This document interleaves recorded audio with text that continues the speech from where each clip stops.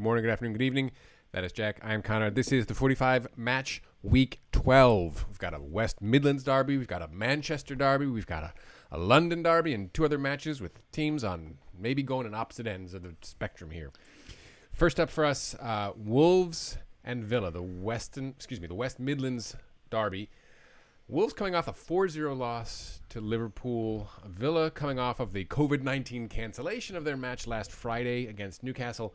Have not played competitively since November 30th in the 2-1 loss to West Ham. So Villa have won only one of their last five and have two games now in hand, sitting 12th on 15 points.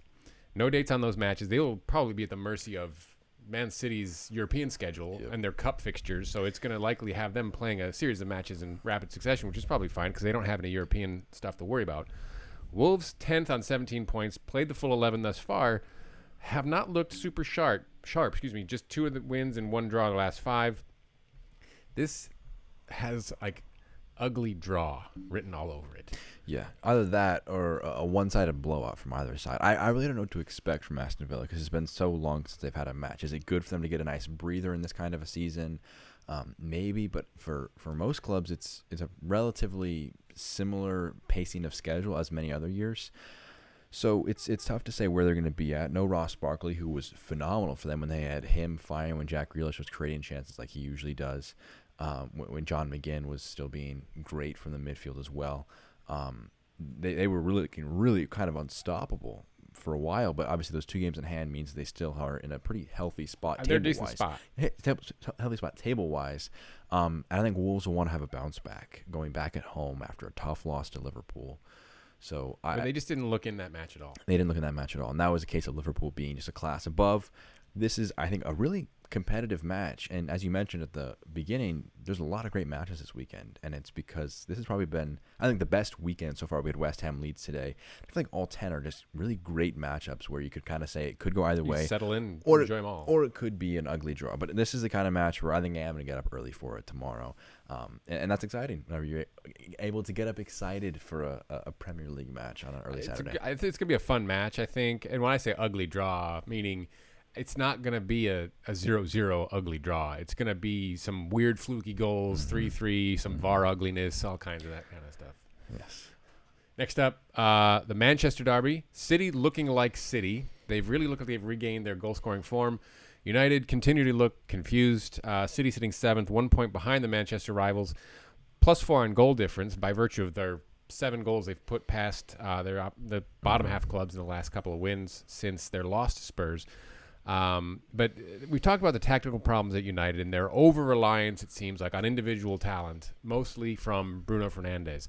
They're coming off of that bad loss. They almost came back, but they can't feel super confident of that loss against Leipzig, even with that near comeback. I think City take all three and this could be, talk about an ugly draw on that last one. This could be ugly for United. I disagree. I think that United should have... Ole Gunnar Solskjaer said that this is the perfect match to have after the disappointment of Leipzig, and I can imagine smoked 6-0.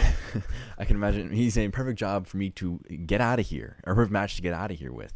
I think United actually might take all 3 points here. City have gotten their last 2 wins, yes, as you said, but that was against Burnley and Fulham, and you put 7-0 aggregate against those two. That's what you expect. But Solskjaer has had success against Guardiola. It has to be said. I believe he's won 3 of his 60% win rate against him, having won 3 of their 5 meetings. And it's the best win rate out of any manager to face Pep Guardiola for at least 4 matches to play against him with. So I'm not saying he has his number, obviously, because 5 is way too small a sample size to say that. But they'll be motivated. And I think that it will be... there will be no lack of motivation for Manchester United because you're down back in the Europa League. You don't want to fall behind your city rivals yet again. And you have a chance to really kind of say maybe the Champions League dream is over, but like they're not out of the title race. If they win their match in hand, they're 2 points off of the title, or off of first place, should I say. City have match in hand too. City have match in hand too, so they would be 3 points off of first place. They're plenty in it, especially if they beat Man City. So there's no reason for a lack of confidence for Man United. Now, there's confidence, and then there's being able to beat another side 11 on 11 on a football pitch. I think they have tactically. I don't think he's got it. I think they have the chance, but I would bet on Man United but I very easily could see it going your way. I think this is or tie. More tie, as I always like to say. I think this is the make or break for Ole Gunnar Solskjaer, though. I think that if there's a bad result, like you say, against them, yeah, sure, they've been saying that they support him and the upper brass believes in him for the future. But if you fall out of the Champions League, you lose to your city rivals badly, that may be enough reason to decide to go another direction. And Mauricio Pochettino may be done with his time on Sky Sports and ready to go back on the sidelines. Well, Aguero looks like he will probably be a second half substitute, come in for the last 30 minutes, get involved, get one garbage time goal maybe to really make this one bad. But I don't see. I think Guardiola's finally, I think, got this team moving in the right direction. Yes, they've been feeding off the bottom half of the table, but this will be a good Manchester I'm very derby. excited for it. I think it's going to be a good matchup. And in credit to them, yeah, we're trying to get ahead. They've been great Manchester derbies. I think it's probably been the best derby in recent years because you think back to even when City were so dominant, where United came back when they were at the Etihad, Pogba having a great performance to stop them from winning the title against them. Even when City have been the bigger and better club, like they have been for the last 7 years, they still have made great matches. So this is going to be a great one on Saturday. Next up, Everton and Chelsea. Everton are just ravaged by injury. Chelsea are flying high. Again, this third and one now, I'm saying this could get ugly for the Toffees. James Rodriguez really makes that team go. He's got the calf. He's not going to play.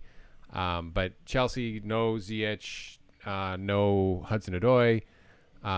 Pulisic probably will, but I remember Lampard said he felt his hamstring after the match. So, because his hamstring is made of glass. Yeah. It's a shame because he's such an exciting player for them, and I just hope that he can knock those injuries out of the way. But I mean, you mentioned injuries for Everton. Unbelievable. They are struggling. I mean, Digne and Coleman both out, as well as James Rodriguez, as you mentioned. It's just such a loss for them. Those are their classiest players. And I think the biggest issue is they've been shoving, I believe it's Ben Godfrey, maybe I'm wrong with his first name there, out to right back. And he's just not a right back. He's a center back kind of from Norwich. He's a great signing, but he's a center back, not a right back. He's been pushed out there because of a lack of options in that position. I think their fans want them to play a 4-4-2 with Iwobi and then Richarlison and Dominic Calvert-Lewin as a front two, especially without James Rodriguez, because they want some defensive stability. And I think there's been what I love about Calvert-Lewin is he's such a prototypical number 9. He's not like Kane where he's a 9.5 and he creates chances. He's a goal scorer, and there's nothing wrong with that. He's a pure, just great finisher in the air with his head, either foot. So the Everton, I'm not. There's no pressure on Ancelotti because he's the best manager they've had in decades, and they actually looked great at the beginning of the year when they were healthy and they were a new force in the Premier League. But you got to get a result at some point. And they've been struggling in the last couple of weeks. So I think they need this one, but I don't think they get it. I think Chelsea are just a different gravy right now. They are playing at an incredibly high level. I mean, you're counting on those front two, Richarlison, somebody's got to feed them the ball, right? But nobody's been able to unlock Chelsea well in the last 4 or 5 matches. Chelsea have been very good. Mendy spectacular, giving that defense a lot of confidence. Yeah, and for Everton, 4-1 Chelsea. Their last win in 5 was against Fulham, and even that was a scrapey 3-2 win away.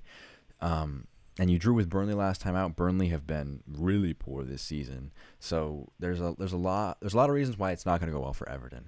But this is the Premier League. So it's going to come down to Calvert-Lewin and Richarlison being somebody to be able to get them the ball, and they've got to figure out how to Can you unlock give Chelsea reason to be worried at the back? Because if they're not worried back there, they're even more comfortable up front. Because when Werner's missing chances like he has been, there's less pressure on that having implications, things like that. You play Giroud again if you're Frank Lampard? I think you do. You can't take that man because consider how well he's been playing. He's been like just fire for them. So especially against a side like Everton, where you just get a long ball up over the top, get a nice knockdown, open some space up. I think he's your man. There's an interesting stat from PremierLeague.com on Giroud that he can equal the club's Premier League record, scoring in a 7th consecutive start in the Premier League, matching Stein's run back in 93, 94. That was a long time ago. Yeah. Giroud is aging like a fine wine. He looks great. If you use him well, he will play for another 3 years. Yeah, very easily. Next up, London derby, Crystal Palace and Spurs. Benteke and Etse coming off of really, really good performances against West Brom. Benteke with the brace, which I think equals his goal tally from the last 31 matches for Palace. They're looking to pull off an upset win over Jose Mourinho and the Spurs. They certainly could use it, but we talked about Spurs after this past weekend and just how well disciplined and drilled that side are, and they're believing in Mourinho's philosophy.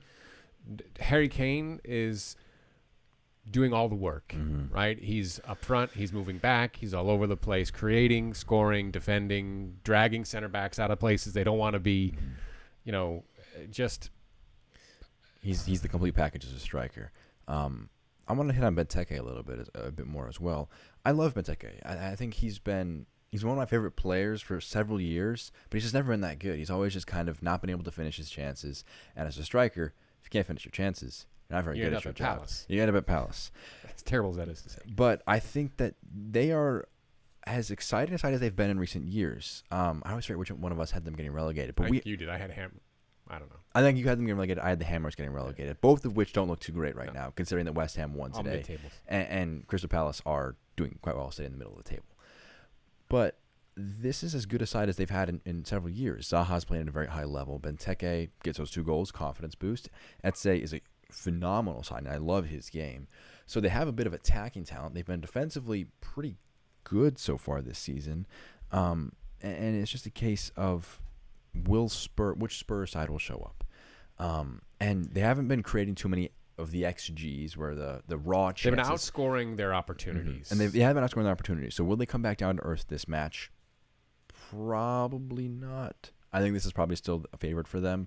But it's a derby. I'm not sure if fans are at this one, but if fans are there, plays a non-zero impact on the match. So should be an exciting one. And yet another match this weekend where it's obviously a favorite and then an underdog, but you definitely could see David take this one out.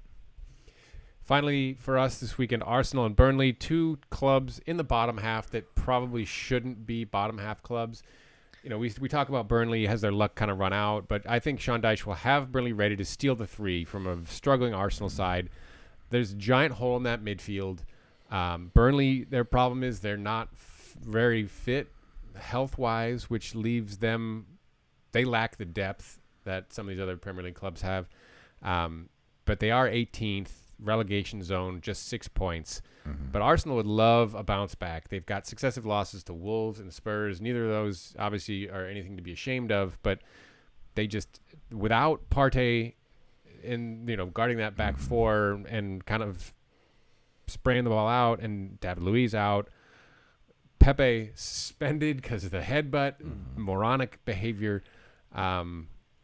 I don't get how you headbutt in 2020 with VAR because everybody's watching you. You say diving's bad for the sport, but in that situation, if you touch me with your head and you kind of like extend, I'm falling down every single time because being made fun of on social media is far less of a punishment than it is for you to be down to 10 men and that player out for violent conduct is a tough word to say when you touch heads, but you just don't be an idiot. Pepe is a great player, and he's a difference maker for Arsenal when he's in form. Hasn't been in form for pretty much his entire career with them.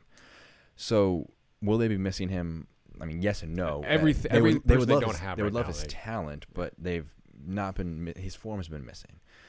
So this is a match. I think it is a must win for Arteta. If you go into now 5 without a win in the Premier League with losses to Villa, failure to beat Leeds, even score against Leeds, and then losses to Wolves and Tottenham. Yeah, you can say, well, there's not been a lot of talent. There's been a lot of injuries for them, especially Partey. You got to get results. I mean, they're 7 points clear of the relegation zone after 11 matches. Should they fail to win against Burnley, they will have gotten 2 from their last 15, and their last points would have been away at Man United. It's tough. And Burnley will have every reason to be confident because Arsenal cannot score. Burnley have also struggled with that same issue, scoring. They've conceded quite a few. I believe Burnley have scored the joint least in the Premier League. We talk about how poor Sheffield United are at scoring. They have the same amount of goals. 5 goals scored. 18 conceded. It's the same line. Yeah, and Arsenal are a bit better.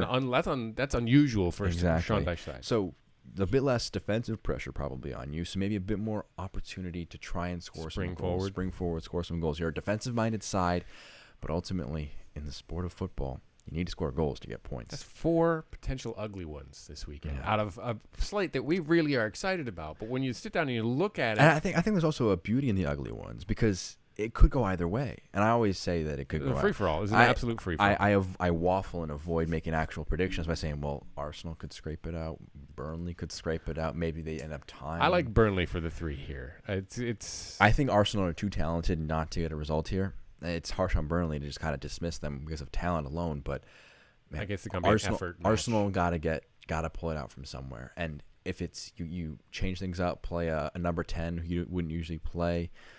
I don't know, but you got to figure out something different because Arteta's plan of locking it up defensively is just not currently working.